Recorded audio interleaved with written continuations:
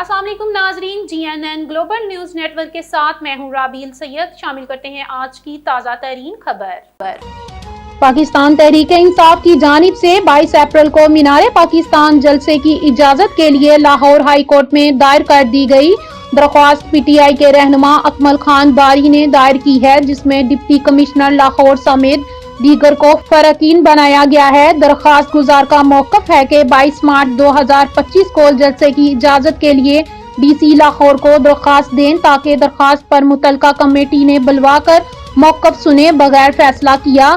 दरख्वास्त गुजार ने मजीद मौक़िफ़ इख्तियार किया है कि फैसले से मुतल्लिक दरख्वास्त गुजार को इल्म नहीं था। डिप्टी कमिश्नर लाहौर की जानिब से सुस्त रवि की वजह से 22 मार्च को जलसा नहीं कर सके। इस्तदा के 22 अप्रैल को जलसे की इजाजत देने का हुक्म जारी किया जाए।